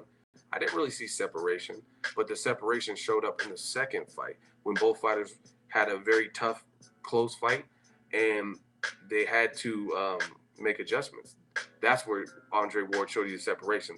You don't give someone like a Ward or Floyd 2 cracks at something, right? You don't give them 2 chances and then expect the same result. So realistically, this is the same way. Ward Kovalev, I keep it a buck.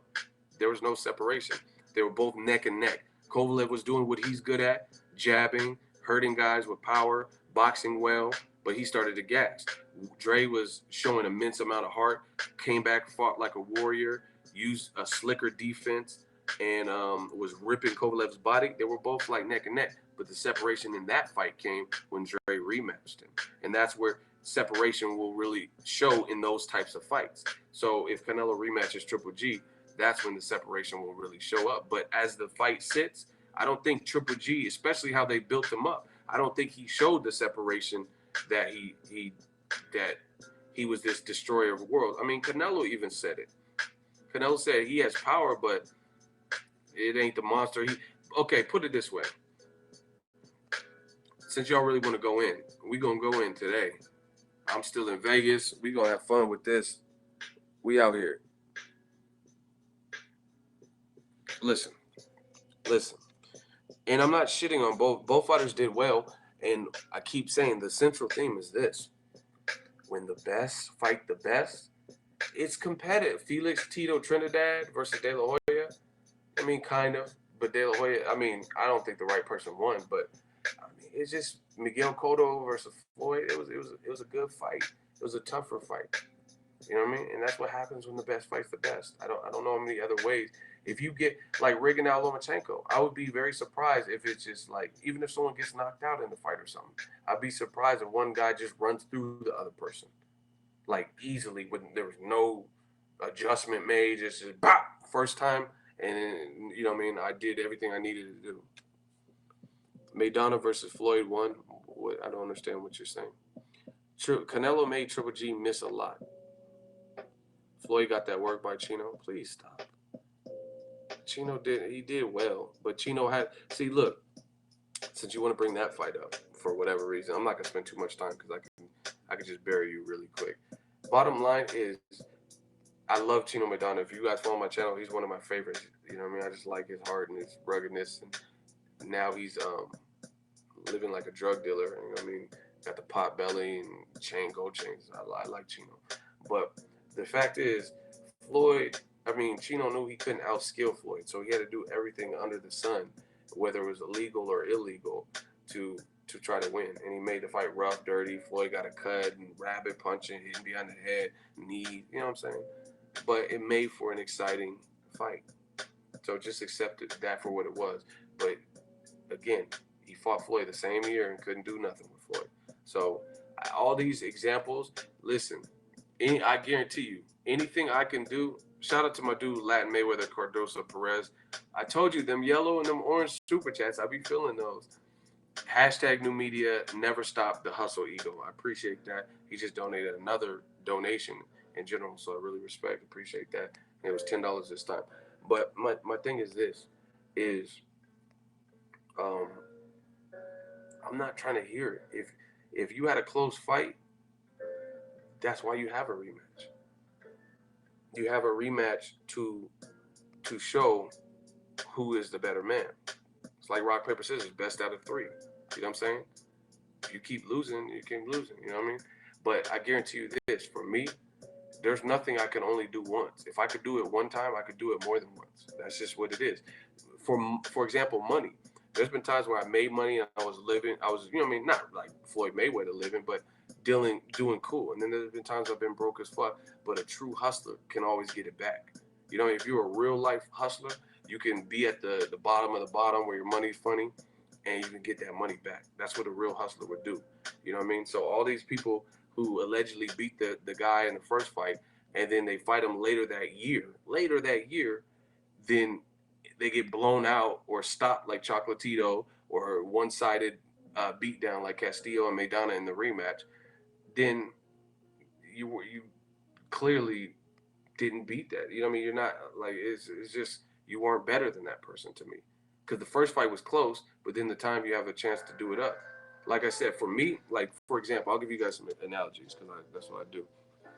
There's been times where I've done a video edit, like for a music video or something. I've done a video edit, and the power went out, or like you know what I mean, my computer program froze, and I lost it because I didn't put save as and I didn't save the file. So all the progress I had made with the edit, I lost it all. But guess what? I reboot my computer and I redo the edit and try to get it as, you know what I mean, based off memory, try to get it back to how the edit was looking, if not better. Right? So all these Maidana beat Floyd. Why didn't he beat him or even come close in the rematch?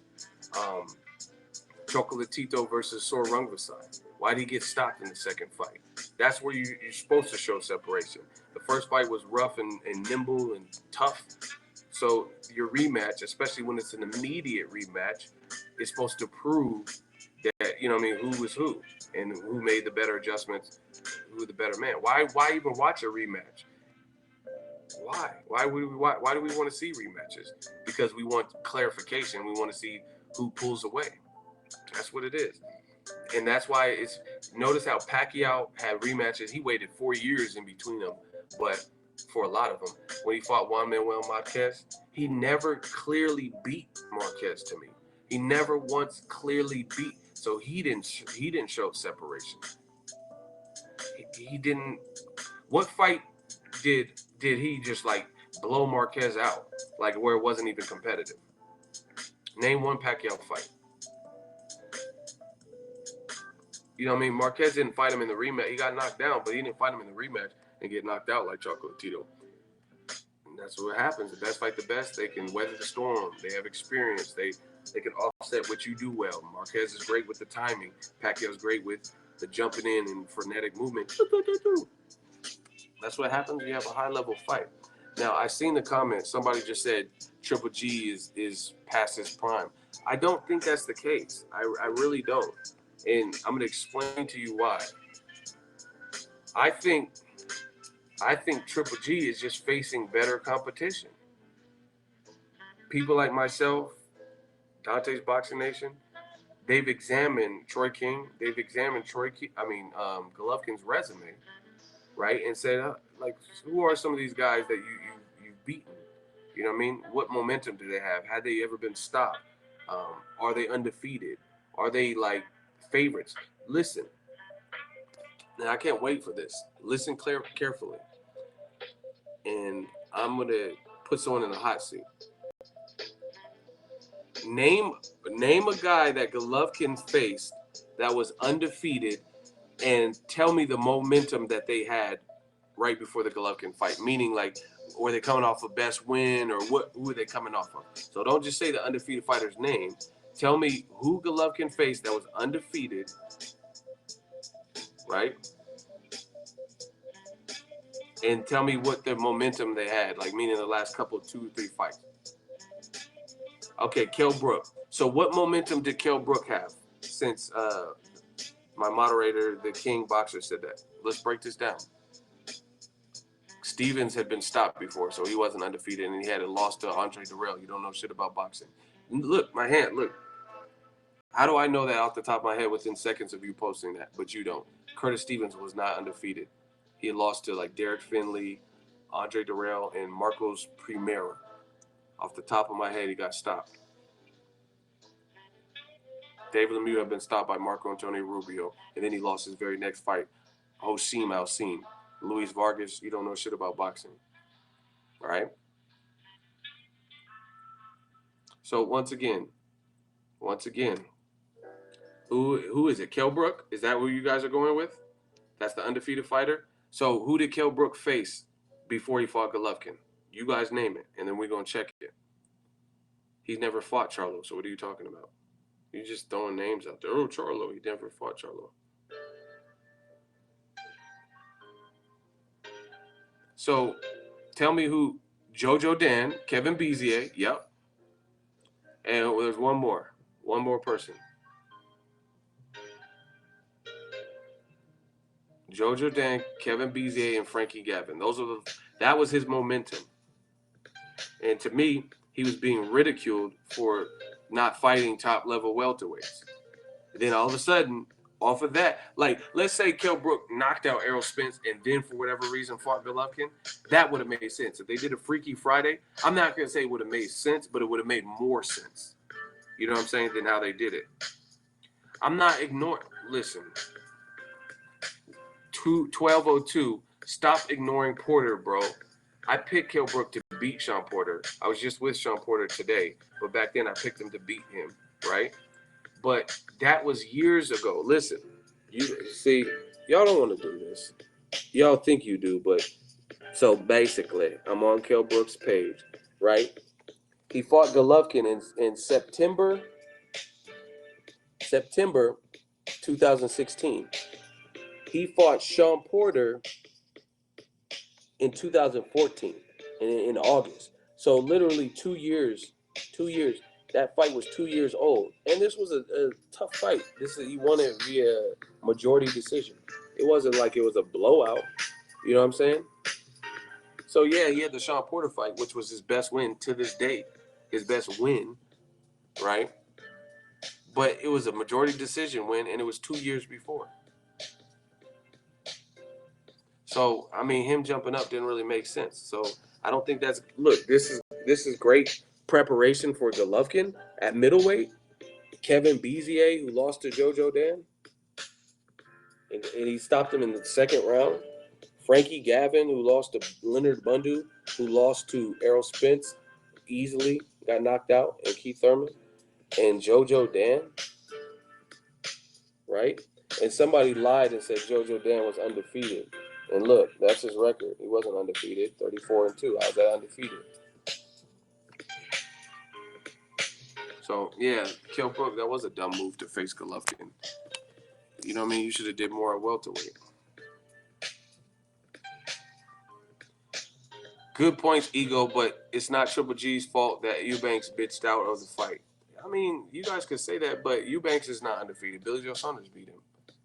So that still doesn't answer the question. And, I mean, literally, you don't have to fight in that. I understand you had a venue book, but if you can't get a formidable middleweight opponent, you don't have to fight. I mean, Golovkin was supposed to fight another time, and then his father passed away, and the fight broke up. You know what I'm saying? So it's not like you have to fight. How many fights have we seen where people pull out or something? Kell Brook was supposed to fight Devin Alexander 3 times, and they all fell apart. So it wouldn't have been the end of the world if they said, hey, Chris Eubank is tripping, let's regroup. Yeah, okay. So someone said Dominic Wade. Exactly. He was undefeated, and he was a mandatory or whatever. Cool. But look, let's take a look at Dominic Wade. He fought a 41-year-old Sam Solomon who had like 12 losses, and he beat him via split decision. Y'all think y'all think you want, and again, people are, oh, you're hating. This is not hating. I'm showing you everything I'm saying. If I was hating, I would just make up shit about people.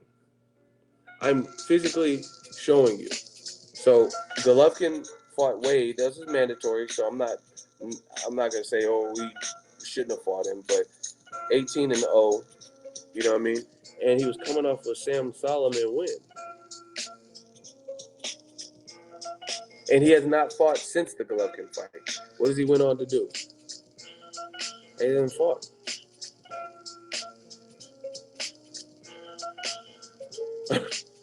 Hold on.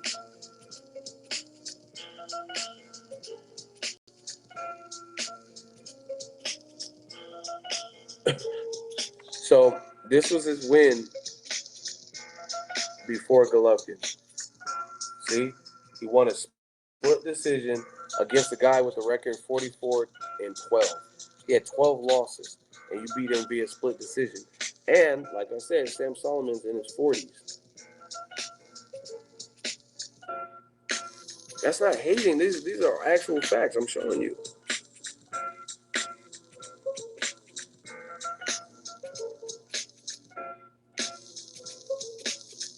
No, okay. First of all, I'm not.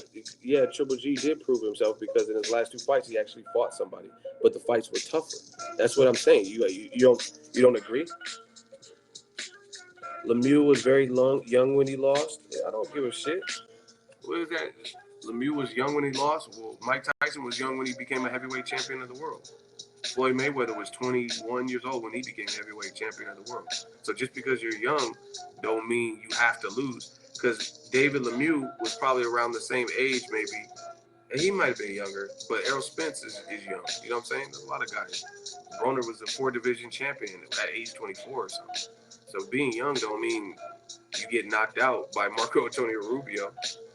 You know what I mean? It doesn't mean, it can mean that because, you know what I mean, Rubio has power or whatever. But he lost to Josim Alcine. So, you know what I mean? Like I said, when Golovkin stepped up in caliber, the fights got harder. So I don't think Golovkin is faded in all this stuff. I think he's just fighting top tier guys like now, his last couple of fights. Because, again, my thing is this. Okay, Golovkin just like people saying, "Oh, Golovkin's past prime." I don't think that because I don't. If you weren't a top 5 middleweight last night, I don't think you would have beat Golovkin. He was walking through Canelo shots, a lot of them. He kept a constant pressure. So I mean, what non-top 5 middleweight would have been able to deal with that? So I mean, I don't agree with Golovkin's like past his prime. He's not past his prime. He just has better competition because I guarantee you this: like if he was fighting some of the same people I would rank in the same caliber as somebody at the same caliber as some of his past wins. Like who's Adama? What's Adama's best win?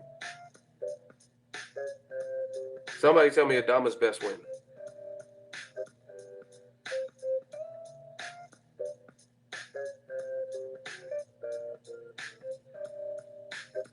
What is Adama's best win?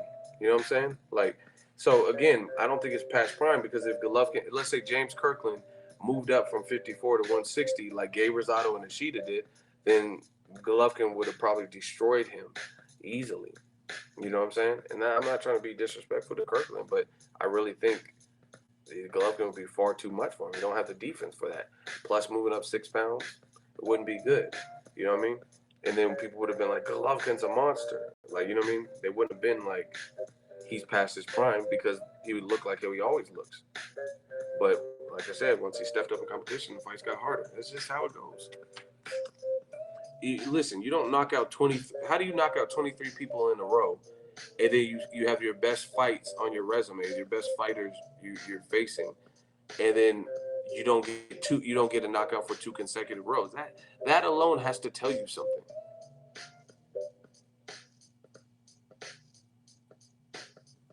That has to tell you something.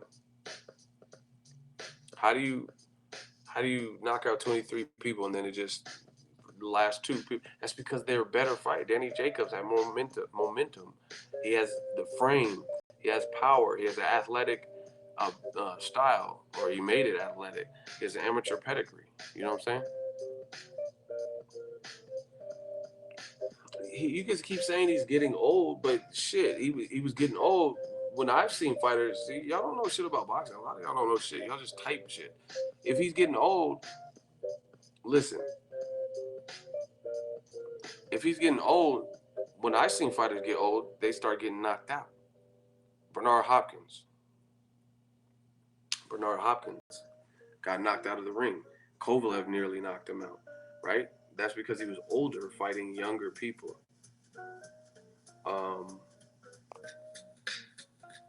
Orchestra Mega, you sound stupid as hell. Ego, your prediction was wrong. Face it. but it was a draw. So everybody's wrong. Unless, like I said, name somebody that picked a draw. I said a split decision or majority decision win. So once again, you're irrelevant. But that's what it is. I got a super chat. We got to get to the shmoney. Fuck the haters. L Dog, $10 from New Zealand. Shmoney Dance. Who wins the rematch and why? I don't know. I mean, to me, it depends when. It depends when they rematch. Draw does not make him wrong. Exactly. Draw does not make him wrong. But like I said, fighters that get, like Carlos Baldomir was 41 when Canelo faced him, and Canelo knocked him the fuck out. But when Floyd faced him and Zab Judah, they weren't knocking him out. You know what I'm saying? But he started getting older and stuff. He got knocked out. You know what I mean? Kermit Cintron got knocked out by Canelo. He was older. You know what I mean? So Golovkin's not getting knocked out. He was still putting up a very pressure style fight.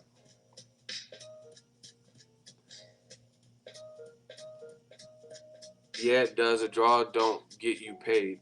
How don't I get paid for it? You see how many super chats that we've received today? What do you mean I don't get paid from a draw? You sound stupid. One more dumb comment, you're just getting blocked. And you don't get no hot seat. Because literally, this is like, I'm the commander of the ship. You don't just get the hot seat. I picked the hot seat. So once again, sit there and shut up. You know what I mean? You try, put me in the hot seat. No, I'm going to put you in the block seat. That's what you get. Stupid. You're talking about I don't get paid because there's a draw? What does that even mean? YouTube, you think YouTube cuts off my check? Oh shit, it was a draw. It was controversial. Adelaide Bird, you don't get paid. I get paid regardless. What are you talking about? You know what I'm saying? We got Eagles Army putting super chats to the movement so I can get some more gear and possibly go out to go see some fighters. Hint, hint. Like Rigondeaux. I mean, what? So, I mean, believe what you want. Ego getting paid as long as I'm here. Shout out to L Dog, man. I mean, the boxing fans hold down the movement. Yeah, I'm about to sell a lot of stuff. But, like I said, it was a great fight. I enjoyed the experience. I enjoyed being there. And it's just a shame that we beg for the best to fight the best. They do. They put it all on the line. I mean, Canelo and Golovkin were chunking them in the 11th and 12th round. Right? You know what I mean? They were swinging for the fences. It was everything that people wanted. I mean, more importantly, is what we wanted to see. And then it gets overshadowed by some bullshit. You know what I mean? It gets overshadowed by like, oh, Adelaide Bird. No, it's shady because I feel like every fight, every mega fight, every super fight that we call for is always something, unless it's like Terrence Crawford versus Ndongo. And I don't think that was a super fight. It was a meaningful and undisputed fight. But you know what I'm saying? I don't think it was. I don't know. Everybody say goodbye for orchestrator Mega. He gets his L. He's been asking for the L for so long. I try to let him live. I told him, just chill, fall back, just enjoy the stream, talk to other people, don't talk to me. But he wanted to get plaque. He wanted the L, so I had to give it to him. But, and you know what's crazy? The haters be putting the most comments. It's like they won't stop. They won't, you know what I mean? Like they want me to see it. HBO had some really cringy commentary. When don't they, to be honest? Yeah, but like I said, it's just a shame that it gets overshadowed by everything. Like Ward Kovalev, oh, Tony Weeks, low blow. Mayweather knocks out McGregor. Oh, he jumped in premature. Every single fucking fight. If it ends with any shred of anything, it's controversy. You know what I'm saying? I'm just tired of it.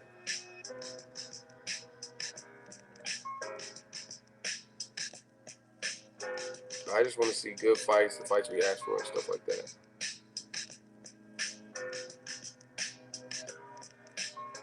Honestly, like I said, I didn't see separation from either fighter. They were both in there. They both did good spots. They both did great work in certain spots. Like I said, Canelo's defense was on point. He fought a risky fight, fighting on the ropes. Harold Letterman's an idiot. Showtime is killing boxing. HBO. Yeah, man. But like I said, new media. What about all those people that said PBC is bankrupt and they can't pay their fighters no more?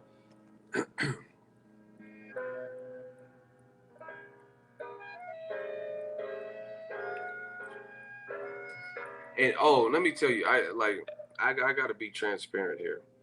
That undercard was not good. You know what I'm saying? So like, what happened to all the PBC detractors that said PBC is horrible? Literally, out of all the recent PBC fights that I've covered, from Leo Santa Cruz to Carl Frampton in January, right? That had Mikey Garcia with a vicious knockout, Dejan Zlaticanin. Then in February, the next month, I went to Broner Granados, and that had Lamont Peterson versus David Avanesian, which was a solid fight. And it also had Marcus Brown versus Top Dog Williams. It was a great knockout. Um, Mikey Garcia, Broner who was on the undercard? Gerald Washington, Gerald Big Baby Miller, you know what I mean? Charlo Highland, Berto Porter I was at that fight too. That fat had Jermel Charlo versus Charles Hatley and some more fights. You know what I mean? Katie Taylor was on the Broner Garcia card. I just can't remember a PBC card that was like that, like the one I just witnessed. Like, I thought Ryan Martin probably lost. I didn't get to watch some of the early rounds, but it looked like he was losing. And then they gave him the win. Jojo Diaz fought a guy on, like, you know what I mean, a couple days' notice, not through any fault of his own. But I just didn't think it was a great undercard. You know what I mean? I think Canelo Chavez Jr. wasn't a great undercard either, but it was at least better than that. Because you got David Lemieux, Lucas Matisse knocking people out or almost knocking them out. So, again, where are all the PBC detractors? I seen snippets of Teddy Atlas talking about corruption and Stephen A. Smith, but I don't look at Stephen A. Smith as like the face of boxing. When I think of boxing, I don't think of Stephen A. Smith. Yeah, I think they could have did better with the undercards, even if that means working with other promoters. Like, man, if they had like Jojo Diaz Jr. versus Gary Russell Jr., who, like, he just earned a #1 mandatory spot, but if they were able to get something like that, it might require you to work with another promoter or something. But why not? Because the undercard was pretty weak to me, but the main event delivered.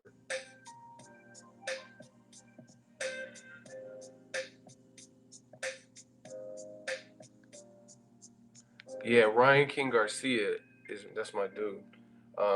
Even though he mistook me for, there's a trainer out in Philly, my dude, Coach Tony. People say I resemble him, and he's like, "Oh, hey, Ego," and it wasn't me; it was the coach. Shout out to New York, man.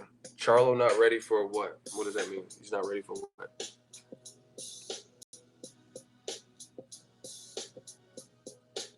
Charlo stops Golovkin. Listen, if Charlo could take a punch, that'd be interesting. Charlo got a good jab, so I don't know. That's a hell of a fight. Actually, I would like to. Me in a perfect world, I know Triple G coming off of that war or whatever with Canelo, he'll probably want to go after Billy Joe Saunders, who looks like the weakest link, if we're being honest. But me personally, I would much rather see Jermall Charlo versus Golovkin. That's his mandatory. Golovkin kept his belts yesterday. I think it's a way better fight. I think Triple G would beat Billy Joe Saunders by stoppage if they were to fight. That's my honest opinion. Charlo fight has more compelling.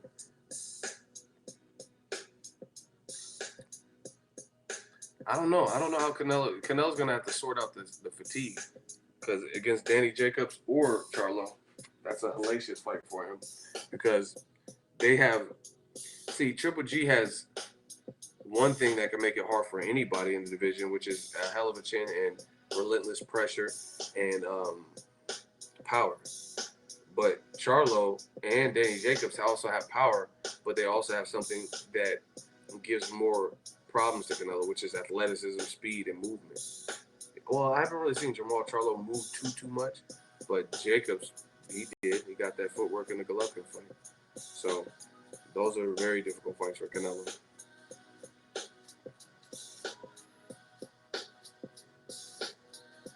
That's a very good point. Shout out to Fluffy. He said Canelo needs to clinch more to reserve his gas tank. Hey, damn, y'all coming. I didn't even think about it. Someone said Anthony Yarde versus Andrew Tabiti. Hell of a fight. That's a great fight. But see, listen, I know people get mad. Oh, why are you talking about Floyd? Because Floyd, listen, I'm not talking about domestic violence or he didn't give Broner coaching or whatever reasons you guys have against Floyd outside of the ring. But as a fighter, he does a lot of things kind of picture perfect. Like, you know what I mean? He's a complete fighter. And you notice Floyd doesn't be in these same predicaments as some of these other fighters. You know what I mean? He shows you that separation for whatever reason. He's fought bigger guys. Like, and I see Canelo, I don't care what no one says, he clearly takes little pages out of Floyd's playbook. But he's not Floyd. He doesn't, you know what I mean, he doesn't execute the exact same. And that comment was great about the clinching.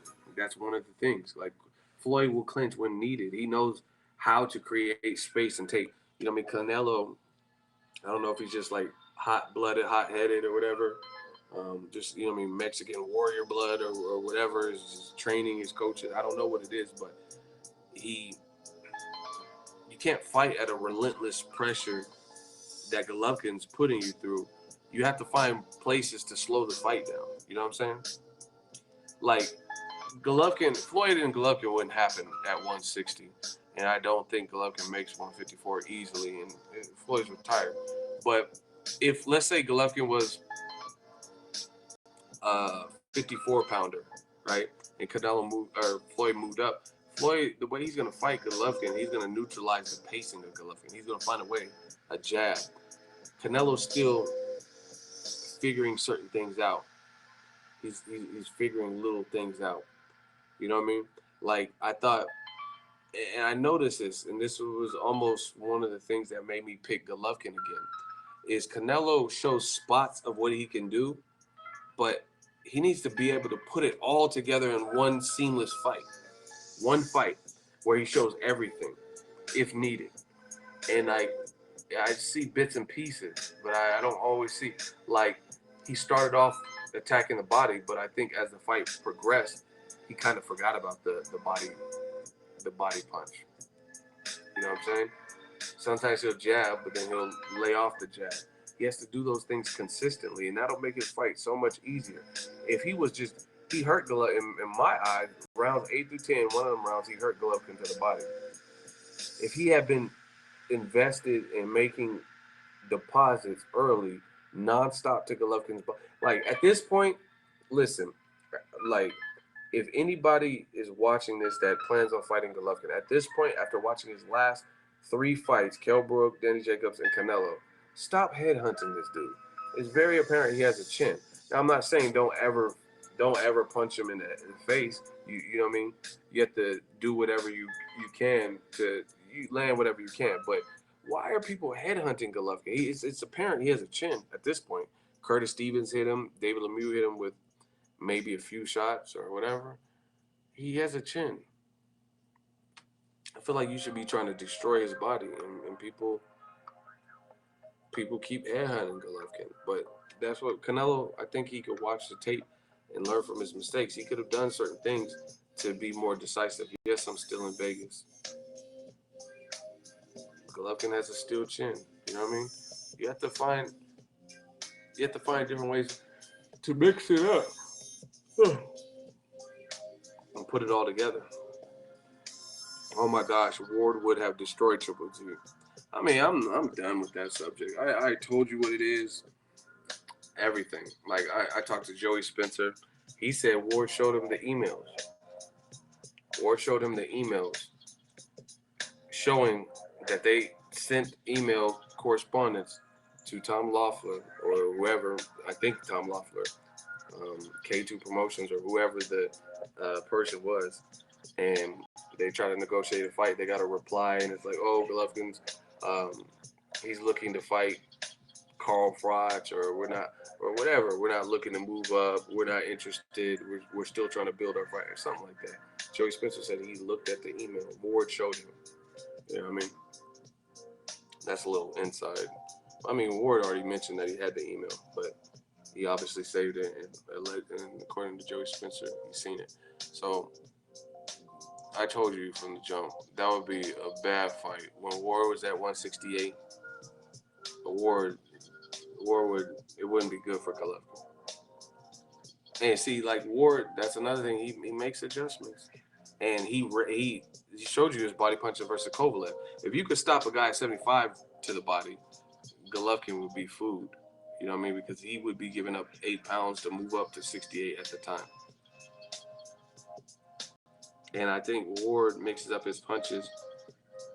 And see, like, I'm going to tell you guys something about Dre is don't let all the church and the family man and the fact that he doesn't entertain certain bullshit fool you. Because I know people that know him and that have known him for years, back when he had braids and stuff. He's from Oakland's rough. Oakland has a lot of rough parts. And Dre, people forget it because he's so well spoken. But he's a dog. I'm trying to tell you. I know people that spar from, and he's from the hood. Like, you know what I'm saying? Like, I mean, I don't even try to glorify nothing, but like, I'm out here in the Bay Area too. Not now. I'm in Vegas, but I'm out here in the Bay Area. You gotta watch your surroundings. That's just what it is. It's always been that way. If you go to certain parts, I'm not saying like there's great areas in the Bay. It's a melting pot, all that hippie town like Berkeley and stuff. But some places I used to be, because you know, I mean, when you're young, you just go out and want to go to the function. You don't really care. You just go out with your boys and stuff. But you know, I mean, we've been in certain situations and different stuff. You gotta watch how you step and watch how you move, and you know, what I mean, just keep your head on the swivel. That's what I like to say, and that's just what it is. So people forget that about Dre. He's from Oakland. You know what I mean? Just because he doesn't entertain and engage with certain things like Kovalev's memes and stuff, that's just not where he's at. But people like that got to switch. You know what I mean? And there's nothing for him. And from my perception, if he would have fought Triple G, he didn't like how. I'm just speaking on behalf of him, but I really feel like he feels slighted how HBO kind of put all this emphasis on Triple G and make him sound like a boogeyman. I think he would really try to hurt that boy. He would really try to hurt that boy at 168 when he was fighting there. If that fight would have happened back then, he would really try to hurt him and like make a huge statement. Because one, that's his MO anyway. Like I talked to one of Ward's sparring partners and they said, oh, I have the interview. Do y'all want to see it? Can we get to like 350, 375? I'll show you it right now. Do y'all want to see it? Can we get the likes up for this late night streamage?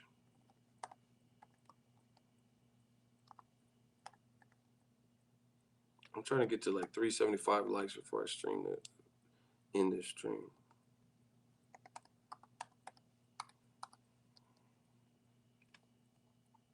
If you're new, get the likes up.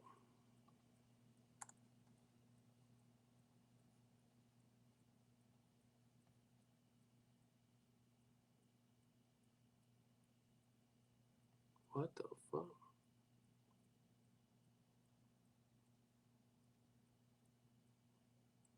Do y'all want to see? Can we get to 375 likes?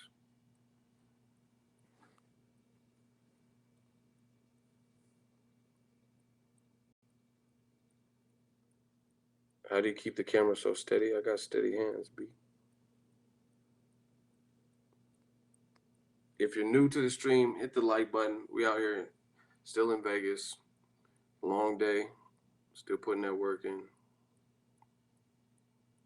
Hit that like button if you haven't hit it yet. So, here's an interview. Now, this is my dude, Aaron Coley. He's a fighter. He sparred with Dre on several, occasions. He sparred with Nate Diaz, Peter Quillen, Edwin Rodriguez, Ishe Smith, and different people. So check out Aaron Heavy Metal Coley and look at the title of the video I did 1 year ago. Aaron Coley reveals the mistake he made sparring Andre Ward before his last fight, right?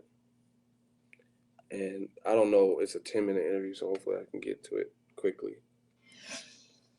So you don't have to listen to it, because I just want you guys to hear what he was saying. And see, this is again, like... But actually, I just boxed, man. Listen, like I said, I'm not saying I know everything about the sport, but I try to respect the sport. Hey, it's serious business. Respect boxing. You know what I mean? I try to do all that. And to be honest, is a lot of times when I formulate my opinions, it's different than just a person at this point who's just on their computer or stuff, because I've actually talked to people like who are sparring with that fighter or have worked with that fighter in the past. You know what I mean? It's different at that level.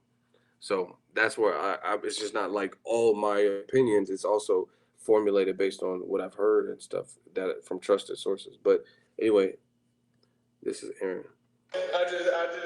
Oh, so he hit you with a body shot? Hit me with a body shot my last day of sparring. Yeah, this is what he's talking about. It's at the beginning too. That's dope. Down, weight, I'm trying to make 54, which I made, and it was just rough, man. He was bigger, stronger, just everything. So it was real rough on me. Now you said, did something happen? Did you go into the fight since your fight's over now? Did you go into it with a little injury? Oh my gosh, just internet. Injury or anything? Yeah, I had a small little injury. Well, it ain't small considering my ribs was bruised, but From who? from Ward. But I actually, you feel me? But I just boxed, man. I just. Oh, so he hit you with a body shot? Hit me with a body shot my last day of sparring with him. And I felt something in my stomach, like I had a cramp, but that was my last week of sparring. I didn't spar for the rest of the time. I thought I was cool. I got hit one time in a fight, and I was like, oh. I just continued boxing, man. So it didn't really stop you from getting the victory, but you felt a little bit of pain in your ribs when you had your last fight? I'm working on therapy right now. Okay. So as we speak. So Ward's good to the body? Man, he good everywhere. He just caught me, bro. And by me losing that much weight, that's what had effect on that too. Okay. Me cutting a lot of this weight, because I done did close to about 40 rounds with him already. So that's that premium work. Yeah. Now, Troy, what were you saying about? You said there's a difference. You said you're not supposed to spar someone like Ward for tail end work. What did you mean by that? What is tail end work for the fans? Tail end mean, like, if I'm sparring, if I got like 4 sparring partners, they're different levels. You got like the good grade A work, then you got 2 good sparring partners, then you got, all your sparring partners, they might have different levels, different fighting styles, but they're all kind of similar to the person you're fighting. But then you got the high level ones, then you got the mid, grade ones. They might be smaller, they might just not have a title level, or they might be slow. Whatever the case is, you use them for tail end, so when you're tired, they're not actually hurting you because you're $1 million man.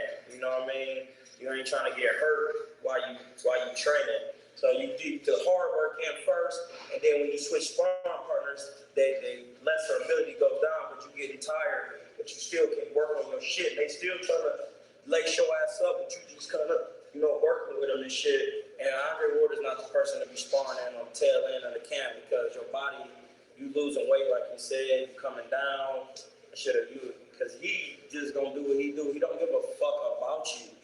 He's a champion. He's there to help you, but at the same time, he getting his in too. He understands that the law of the land is self-preservation. That he gonna do what he do, but he's a good dude to help you. But he's gonna smoke you out of there. He's the finest of the smokers. So he's not no tail-end work? He's not tail-end work. He's grade A work. Now, when you say tail-end work, what's so dangerous about the end of training camps? What is your body going through as a fighter? Well, you guys get the picture. That's from somebody who's been in the ring with Ward. You know what I'm saying? So I mean, I really doubt the Triple G, if he would have fought him, would be any different because, like I said, Ward. I think again, this is just me speaking on behalf of what I believe. I think Ward would come into that fight wanting to prove something, and like, I mean, that's just his demeanor. He's an Olympian. You don't get Olympic gold; they don't just hand that out. So yeah, that would have been a bad fight. Tom Loeffler, K2. I believe they understood that was a bad fight. That's why they still haven't made it to this day. Same thing with Edison Lada.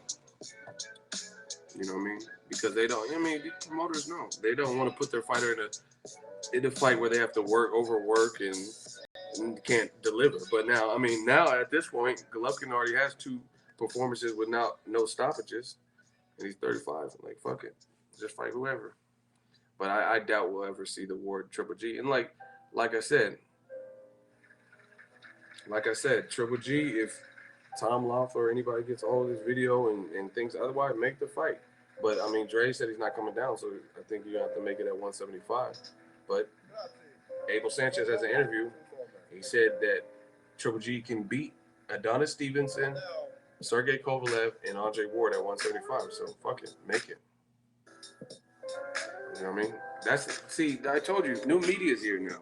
So all that talking and like saying this and that none of that stuff matters. None of that stuff matters. Show me. Like I said, the mantra is simple. If I'm bullshit and I'm full of shit and Dre will get knocked out, I just want to see it. Show me. You know what I mean? Abel Sanchez said he can come to 75, and I highly doubt that.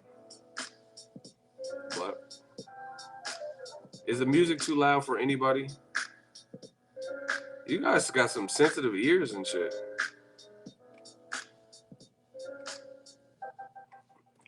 And if Canelo was doing this, look, if Canelo was doing this type of shit, this Broner shit, I don't know what Andre Ward would be doing. But that's just my opinion. But like I said, if you guys disagree, Canelo's a fool for this. If you guys disagree, call for them fight. Let's see it. Let's see Triple G at 175 since Abel said he would beat him at 175. But, I mean, there's other great fights. You don't have to go to 175. I'm just saying if you guys doubt what I'm saying, then call for that fight. But there's other great fights. 68 has some fights I wouldn't mind. 160 still has some good fights. I don't understand. Where did Billy Joe Saunders call out Amir Khan? That's like the dumbest thing I've heard today. Oh, why would he call out Khan? What does Khan have to do with middleweights? Where did he call him out, though? Like, I didn't even hear nothing about this. Tell you guys. That's horrible. Khan, I'm not trying to watch that. Khan, he's not a middleweight. Why would he fight a non-middleweight?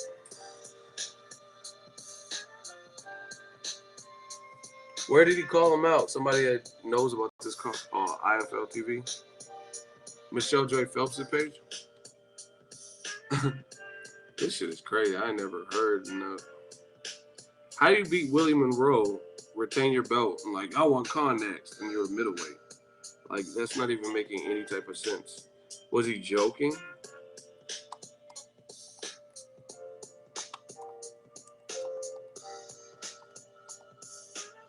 Boxing is wild as hell.